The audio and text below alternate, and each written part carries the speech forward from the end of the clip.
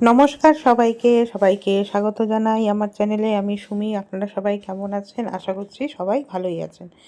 আজকে আমি আপনাদের সাথে শেয়ার করব একটা স্ন্যাক্স রেসিপি, যেটা খুবই সহজে সামান্য কিছু উপকরণ দিয়ে আপনারা বাড়িতে বানিয়ে নিতে পারবেন। আর বন্ধুরা সবাইকে বলবো, সবাই রেসিপিটা সম্পূর্ণ দেখবে। কেউ কিন্তু স্কিপ করে করে রেসিপিটা দেখবেন না। আর কে কোথার থেকে আমার রেসিপিটা দেখছেন এটাও একটু কমেন্ট করে আমাকে জানাবেন। আর আমার রেসিপিটা আপনাদের কেমন লাগলো সেটাও আপনারা কিন্তু আমাকে কমেন্টের মাধ্যমে জানাবেন।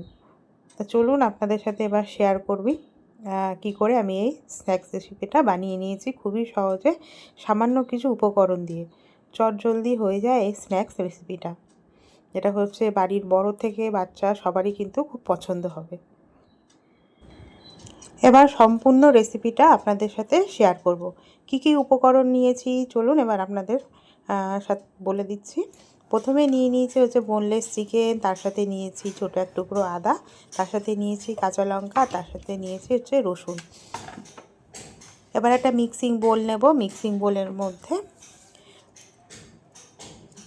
দিয়ে দিচ্ছে চিকেন, বোনলেস চিকেন, তার সাথে 2 টুকরো এলাচ, আর তার সাথে দিয়ে দিলাম দারচিনি, আর তার সাথে দিয়ে দিচ্ছি 8 থেকে 10টা রসুনের কুয়া, আর ছোটো এক টুকরো আদা নিলাম, আর তার সাথে দিয়ে দিলাম কাঁচা লঙ্কা। ঝালটা আপনারা যে যেরকম পছন্দ করেন সেরকমই দেবেন। দিয়ে চিকেন দিয়ে এটাকে মিক্সির মধ্যে একটা পেস্ট তৈরি করে নেব।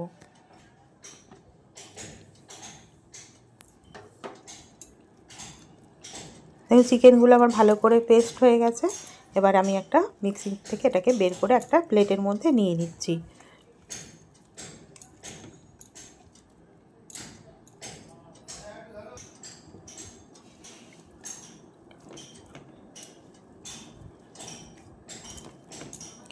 মশলার সাথে কিছুটা চিকেন করে নিয়েছিলাম, আর কিছুটা চিকেন এমনি পেস্ট করে নিয়েছিলাম। তার মধ্যে এবার অ্যাড করে দিলাম পেঁয়াজ কুচি, তার সাথে দিয়ে দিচ্ছি হাফ একটা পাতিলেবুর রস। এবার এর মধ্যে অ্যাড করে দেব পরিমাণ মতন লবণ, তার সাথে অ্যাড করে দিলাম গোলমরিচের গুঁড়ো, আর তার সাথে অ্যাড করে দেব সামান্য হলুদ গুঁড়ো, তার সাথে অ্যাড করে দিলাম কাশ্মীরি লঙ্কার গুঁড়ো। এবার এই সব কিছু দিয়ে চিকেনটাকে ভালো করে মেখে নেব।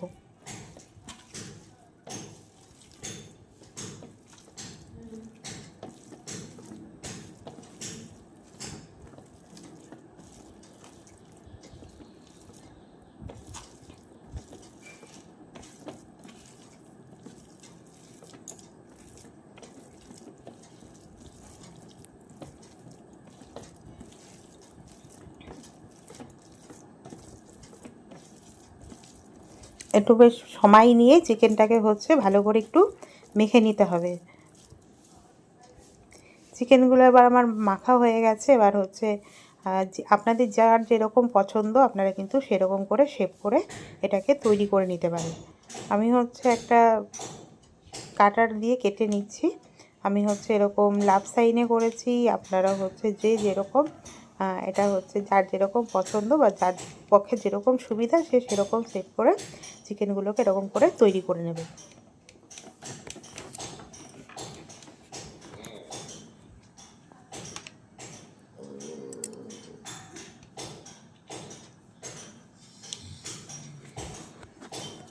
আর ফ্রেন্ড আপনাদের বলবো, আপনাদের আমার রেসিপিগুলো কেমন লাগে প্লিজ একটু কমেন্ট করে কিন্তু আমাকে জানাবেন। আর কেউ যদি আমার সাথে পরিবারে নতুন যুক্ত হয়ে থাকেন সেটাও কিন্তু আমাকে কমেন্ট করে জানাবেন। আর যে আমার নতুন বন্ধু হবে সে কোথার থেকে আমার বন্ধু হলো সেটাও আমাকে কমেন্টের মাধ্যমে জানাবেন। এবার এরকম করে আমি চিকেনের শেপগুলো তৈরি করে নিয়েছি। এবার ভাজার জন্য আমি নিয়ে নিচ্ছি সাদা তেল। আমি এটা ডিপ ফ্রাই করেছি। আপনারা যদি মনে করেন যে না ডিপ ফ্রাই করব না, সেক্ষেত্রে কিন্তু আপনারা এটাকে শ্যালো ফ্রাইও করে নিতে পারেন। একে একে চিকেনগুলোকে এবার তেলের মধ্যে দিয়ে দিচ্ছি। চিকেনগুলোকে তেলের মধ্যে দিয়ে গ্যাসের ফ্লেমটাকে লো রেখে দিয়ে এটাকে ভাজতে হবে। প্রথমে গ্যাসের ফ্লেমটাকে একদম লো রেখে ভাজতে হবে, নাহলে চিকেনগুলো ভিতর থেকে কাঁচা থেকে যাবে। আমি আবারও বলছি, আপনারা কিন্তু এটাকে ডিপ ফ্রাই না করে শ্যালো ফ্রাইও করে করতে পারেন, সেক্ষেত্রেও কিন্তু টেস্টের কোনো তফাৎ হবে না। এবার আমার সব কটা হচ্ছে আমি এরকম করে একে একে সব চিকেনগুলোকে ভেজে নেব। আর যখন এটা তেলের থেকে তুলবো তখন কিন্তু গ্যাসের ফ্লেমটাকে হাই রেখে দেবো, তাহলে হচ্ছে এক্সট্রা তেলগুলো কিন্তু রিডিউস হয়ে যায়। লো ফ্লেমে রেখে দিয়ে তুললে তেলটা অনেকটা অ্যাবসর্ব করে নেয়। একে একে আমার সব ভাজা হয়ে গেছে। আমি এটাকে টমেটো কেচাপ আর তার সাথে দিয়ে দিয়েছি হচ্ছে কাসুন্দি আর পেঁয়াজ।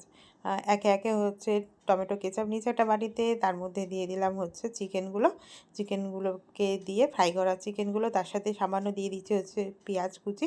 আপনাদের যার যেরকম পছন্দ সেরকম স্যালাড দিয়ে পরিবেশন করতে পারেন, তার সাথে দিয়ে দিলাম হচ্ছে একটু কাসুন্দি। আর এই রেসিপিটা হচ্ছে বাড়ির বাচ্চারাও তো পছন্দ করবে, তার সাথে হচ্ছে বাড়ির বড়দেরও হচ্ছে খুব ভাল লাগবে। কেননা আমাদের বাড়িতে যে বয়স্ক মানুষরা আছে যারা হচ্ছে হট করে চিকেনটাকে কামড়ে খেতে তাদের অসুবিধা হয়, কিন্তু এই চিকেন পকোড়াগুলো হচ্ছে এত সফট নরম, যেটা হচ্ছে তারা কিন্তু বাড়ির বড়রাও, বয়স্ক যারা আছে তারাও কিন্তু খুব সহজে খেয়ে নিতে পারবে।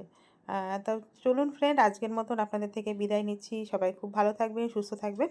টাটা। আবার দেখা হবে আপনাদের সাথে নতুন কোনো একটা রেসিপি নিয়ে। টাটা সবাইকে।